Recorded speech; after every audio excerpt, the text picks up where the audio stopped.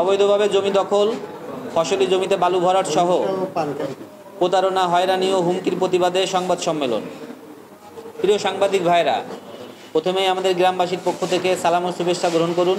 আমি হিরণময় রায়, ভুক্তভোগী হিসেবে নিজের কথা ও খুলনা জেলার দাকব উপজেলাধীন ১ নং পানখালী ইউনিয়নের খলিশা গ্রামবাসীর ভোগান্তি ও নিপীড়নের কথা বলতে চাই। আমরা দাকব থানার অন্তর্গত পানখালী ১ নং ওয়ার্ডের খলিশা গ্রামে সহজ সরল শান্তিপূর্ণ জনসাধারণ হইতেছি।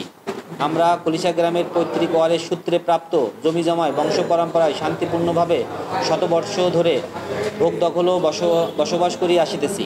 এমত অবস্থায় পানখালী খলিশা গ্রামের অ্যাভেনগার্ড শিপইয়ার্ড লিমিটেড কোম্পানি নামীয় একটি কোম্পানি শিপইয়ার্ড নির্মাণের জন্য জমি ক্রয়ের উদ্যোগ গ্রহণ করিলে অত্র এলাকাবাসী বসতভিটা ও ফসলি জমিতে কোম্পানি না করা ও জমি বিক্রয় না করার জন্য সিদ্ধান্ত গ্রহণ করেন।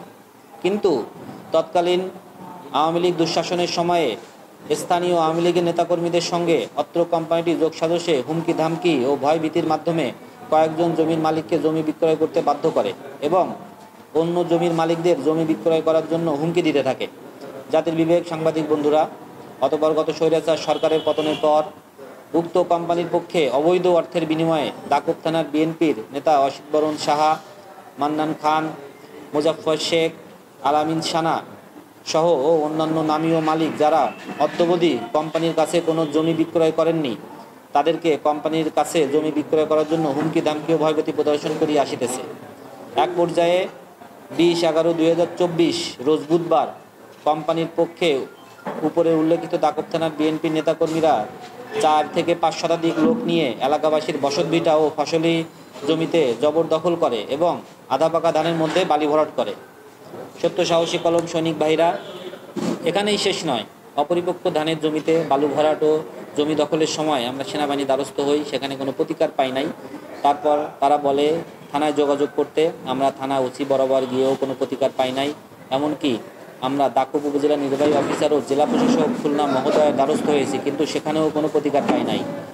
আমরা আমাদের উপার্জন ও জীবিকার একমাত্র মাধ্যম জমির ধান্য ফসল রক্ষা করতে পারি নাই, যে কারণে আমাদের সারা বছর অনাহারে পরিজন নিয়ে দিনাতিপাত করতে হবে।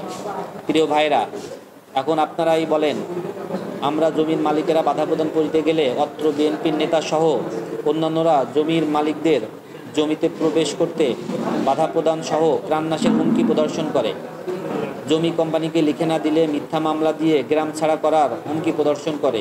এরই ধারাবাহিকতায় গত 26/11/24 মামলায় আওয়ামী লীগ নেতাকর্মীর পক্ষে যে মামলা হয়, সেই মামলায় অত্র জমির মালিক মুকুলচন্দ্র রায়, পরিমল কান্তি রায় ওরফে অনিমল রায়, কৃষ্ণপদ রায়, চিন্ময় রায় এদের নাম যোগ সাজস্যে অন্তর্ভুক্ত করা হয়।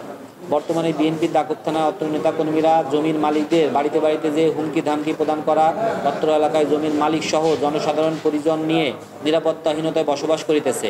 তারা বিভিন্নভাবে হয়রানি করা সহ বলে জমি না দিলে প্রাণ দিতে হবে।